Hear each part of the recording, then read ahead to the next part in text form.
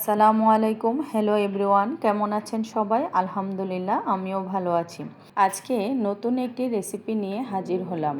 সেটা হচ্ছে চাল কুমড়া কিংবা জালি কুমড়া দিয়ে বড় মাছ রান্না।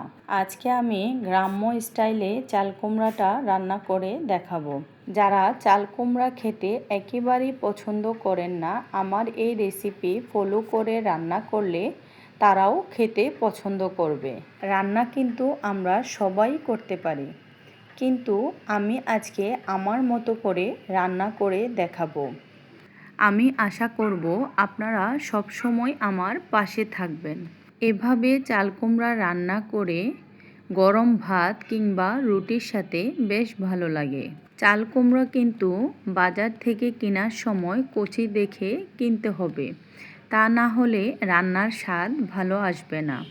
তো কথা না বাড়িয়ে চলে যাই মূল রান্নায়। প্রথমে আমি একটি হাঁড়িতে 5 টুকরো মাছ নিয়েছি।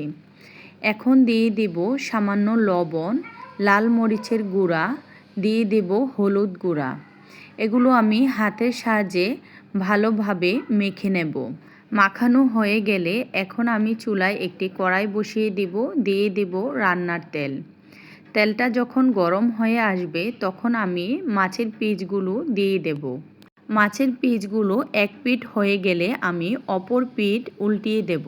মাছগুলো আমি কড়া ভাজি করব না, এতে করে রান্নার স্বাদ ভালো হবে না। এখন মাছগুলো তুলে আমি ওই একই তেলে চাল কুমড়োগুলো ভাজতে দিয়ে দেব। সামান্য একটু লবণ দিয়ে আমি চাল কুমড়োগুলো ভেজে নেব। বেশ কিছুক্ষণ ধরে আমি চাল কুমড়োগুলো ভেজে নেব। চুলার আঁচ মিডিয়ামে রেখে আমি চাল কুমড়োগুলো ভেজে নিয়েছি। এখন একটি পাত্রে তুলে নেব। ওই একই তেলে আমি দিয়ে দেব পেঁয়াজ কুচি, তারপর দিয়ে দেব কাঁচামরিচ। পেঁয়াজ এবং কাঁচামরিচ একসাথে ভাজা হয়ে গেলে এখন আমি দিয়ে দেব লবণ। তারপর এখানে দিয়ে দেব 2 চামচ রসুন বাটা, 2 চামচ পেঁয়াজ বাটা।